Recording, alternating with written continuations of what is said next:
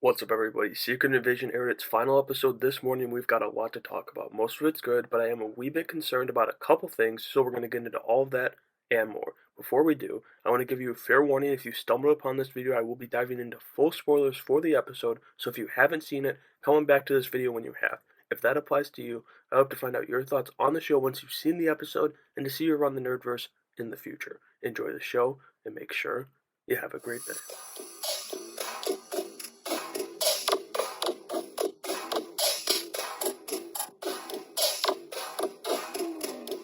Today's breakdown is going to be a bit different than usual because it was the finale of the series. I'm going to go over the opening sequence as usual, but after that, it's going to be the Super Skrull fight and all the powers used during that, everything surrounding President Ritson, and my overall thoughts on the show along with where I think everything is going in the future. So let's start with the opening sequence, which was pretty anticlimactic, to be frank. It starts as Fury calls his wife to seemingly say his last goodbye, and then he, or at least who we think is Fury, sneaks into New Skrullos. Now the way he gets in, rolling the car and sneaking up on the guards is pretty badass. However, with a 38-minute finale, I did expect a little more out of the first few minutes. I expected them to be explosive. Since they weren't, this one's going to rank pretty low on my list for opening sequences, which in my opinion are huge for an episode. Luckily, this one didn't kill the episode though, because we saw where they spent their money in this one, and to preface, we see Fury and Gravik having their standoff in the Super Skrull machine, as it seems Fury is just going to hand over the harvest without a second thought. He's really struggling as Gravik inspects the sample to see if it's legit, and I'm not going to go over all these heroes and I guess just everybody at the battle, but it's damn near everyone who had focus on them in Endgame. I will, however, go over all the powers used in the episode because after Gravik turns the machine on, we see Fury get back up, which should be impossible, and it likely still is because it's revealed Gaia wore Fury's skin in to trick Gravik. I was a bit concerned after the director's comments earlier in the week that we were going to get a peaceful ending between Fury and Gravik. Instead, Fury gives him a taste of his own medicine, sending Gaia and not even being there when he dies. How does Gravik die?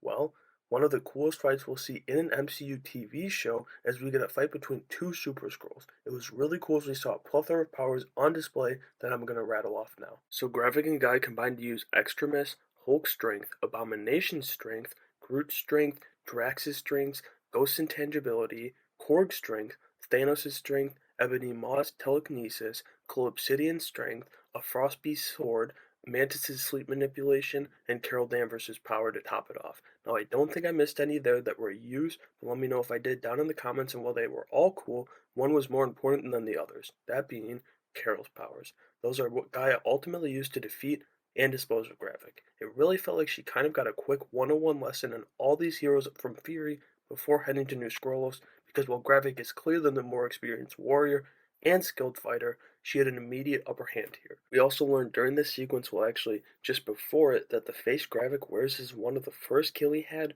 under Fury's orders. That was a great detail to add in my opinion, and even though it wasn't the real Fury there, it felt like it was, and the middle of this episode was absolutely phenomenal. So that begs the question, where is the real Fury? Well, he was with Sonya at the hospital President Ritson was at trying to prevent World War III. Scrody is desperately trying to get the war started, throwing everything she's got at the president, but Fury and Sonya are a fearsome duo. She's trying to convince the president that Russia is trying to invade Finland and Ukraine, which if you think about it is where the reshoots come in because of real world things going on. Kind of like with Falcon and the Winter Soldier, which if you don't remember that whole debacle, let me know down in the comments so I can make a quick video on it.